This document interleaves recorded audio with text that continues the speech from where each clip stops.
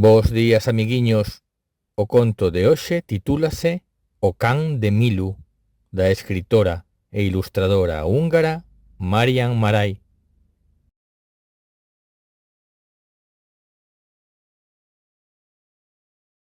A Milu gustabanlle os cans.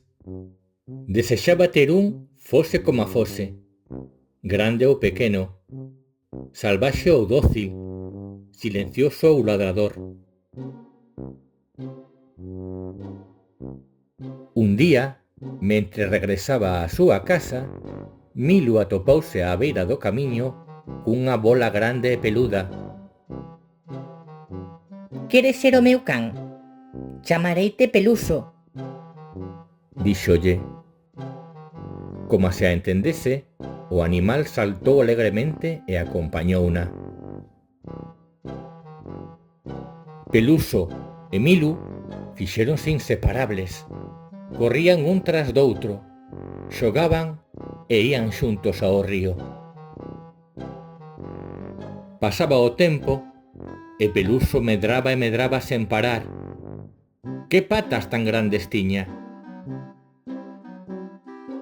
A Peluso, como a todos os cachorros, encantáballe brincar e sempre semellaba ter moita fame. Pero non só comía o que adoitan comer os cans, tamén lle gustaban os arandos, as frambuesas e o mel. Peluso facía algo distinto do que facían outros cadelos. Camiñaba sobre dúas patas. Milu pensaba, O meu can é moi especial. pero un día Milu tivo que levar a Peluso ao veterinario.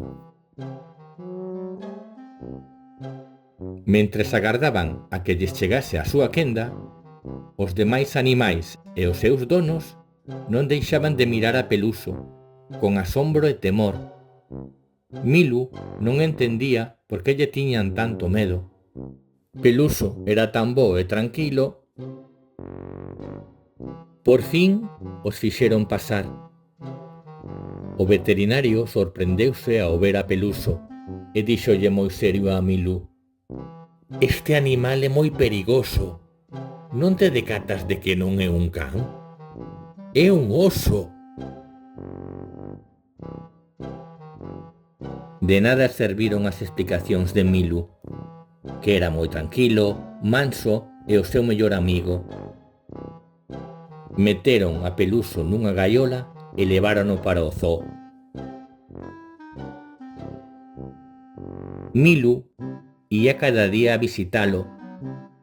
Sentaba ao lado da gaiola e, desde o outro lado, Peluso miraba para ela con tristeza, mentres medraba e medraba. Dábanlle a súa comida favorita, pero o oso apenas a tocaba. Seguro que bota en falta correr, xogar e ir ao río. Pensaba Milu. Así que, decidida a acabar con aquela situación, ideou un plan. Unha noite, Milu adentrouse con sixilo no zoo, sen que ninguén avise, e xuntos camiñaron de volta á casa.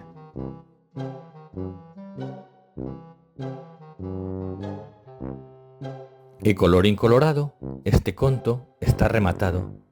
Espero que vos gostase moito, chicos. Ata a próxima.